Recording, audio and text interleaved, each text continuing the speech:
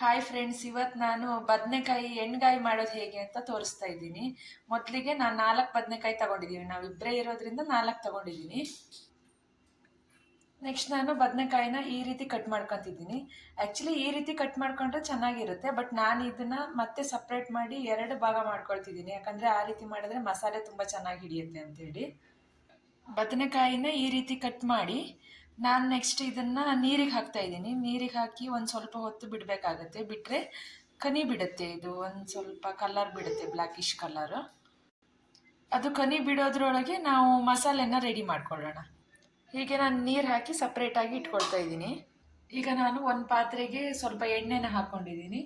Next 1 ಸ್ಪೂನಷ್ಟು ಶೇಂಗಾ ಬೀಜನ ಹಾಕ್ಕೊಳ್ತಾ ಇದ್ದೀನಿ. ಹಾಗೆಯೇ ಇದಕ್ಕೆ ಒಂದು 4 ರಿಂದ 5 ಗೋಡಂಬಿನ ಹಾಕೊಳ್ತಾ ಇದ್ದೀನಿ. ಮತ್ತು 1 ಸ್ಪೂನಷ್ಟು ಎಳ್ಳನ್ನು ಹಾಕೊಳ್ತಾ ಇದ್ದೀನಿ. ನನ್ನ ಹತ್ರ ಬಿಳಿ ಎಳ್ಳು ಖಾಲಿ ಆಗಿರೋದ್ರಿಂದ ನಾನು ಕಪ್ಪು ಎಳ್ಳನ್ನು ಹಾಕೊಳ್ತಾ ಇದ್ದೀನಿ.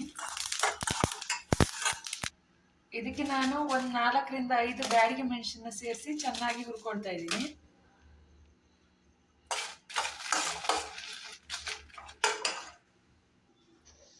ಫ್ರೈ ಮಾಡ್ಕೊಂಡಿರುವಂಥ ಮಸಾಲೆನ ನಾನು ಮಿಕ್ಸಿ ಜಾರ್ಗೆ ಹಾಕ್ಕೊಳ್ತಿದ್ದೀನಿ. ಅದಕ್ಕೆ ನಾನು ಸ್ವಲ್ಪ 1 ಹಿಡಿಯಷ್ಟು ಕಾಯಿನ ಸೇರಿಸ್ತಾ ಇದ್ದೀನಿ, ತೆಂಗಿನಕಾಯಿ. ಆ ರೀತಿ ಒಂದು ಚಿಕ್ಕ ಪೀಸ್ ಶುಂಠಿ, ಒಂದು 4 ಪೀಸ್ ಬೆಳ್ಳುಳ್ಳಿ, ಹಾಗೆ ಸ್ವಲ್ಪ ಹುಣಸೆ ಹಣ್ಣನ್ನು ಸೇರಿಸ್ತಾ ಇದ್ದೀನಿ. ಇದಿಷ್ಟನ್ನು ಸೇರಿಸಿ ನಾವು ಗ್ರೈಂಡ್ ಮಾಡ್ಕೊಳ್ಬೇಕಾಗತ್ತೆ. ಈ ಮಸಾಲೆಗೆ ನಾನು ಜೀರಿಗೆ ಮತ್ತು ಕೊತ್ತಂಬರಿ ಹಾಕಲಿಕ್ಕೆ ಮರ್ತೋಯ್ತು. 1 ಸ್ಪೂನಷ್ಟು ಜೀರಿಗೆ ಹಾಗೆ 2 ಸ್ಪೂನಷ್ಟು ಕೊತ್ತಂಬರಿನ ಹಾಕೊಳ್ತಾ ಇದ್ದೀನಿ. ಇದು ನೋಡಿ ಸ್ವಲ್ಪ ಕನಿ ಬಿಟ್ಟಿದೆ. ಕನಿ ಅಂದರೆ ಸ್ವಲ್ಪ ಚೊಗರು ಬಿಟ್ಟಿದೆ. ನೆಕ್ಸ್ಟ್ ನಾವು ಫ್ರೈ ಮಾಡ್ಕೊಂಡಿರುವಂಥ ಬಣಲೆ ಏನಿದೆ ಅದಕ್ಕೆ ಸ್ವಲ್ಪ ಎಣ್ಣೆನ ಹಾಕ್ತಾ ಇದ್ದೀನಿ. ಎಣ್ಣೆ ಕಾದ ನಂತರ ಸ್ವಲ್ಪ ಈರುಳ್ಳಿನ ಹಾಕಿ ಫ್ರೈ ಮಾಡ್ಕೊಳ್ತಾ ಇದ್ದೀನಿ. ಫ್ರೈ ಮಾಡಿದ ನಂತರ ಇದಕ್ಕೆ ಬದನೆಕಾಯಿ ಹಾಕಿ ಚೆನ್ನಾಗಿ ಫ್ರೈ ಮಾಡಬೇಕಾಗತ್ತೆ. ಈರುಳ್ಳಿ ನಿಮಗೆ ಸ್ವಲ್ಪ ಮಟ್ಟಿಗೆ ಬೆಂದಿದೆ, ಇವಾಗಲೇ ನಾವು ಬದನೆಕಾಯಿನ ಹಾಕ್ಬೋದು. ಬಟ್ ಈರುಳ್ಳಿ ಆಪ್ಷನಲ್, ನೀವು ಬೇಕಿದ್ರೆ ಹಾಕ್ಕೊಳ್ಬೋದು, ಇಲ್ಲದಿದ್ರೆ ಇಲ್ಲ. ಇದರಲ್ಲೇ ನಾನು ಬದನೆಕಾಯಿ ಹಾಕಿ ಎಣ್ಣೆಯಲ್ಲೇ ಸ್ವಲ್ಪ ಹೊತ್ತು ಬೇಯಿಸ್ಕೊಳ್ತೇನೆ.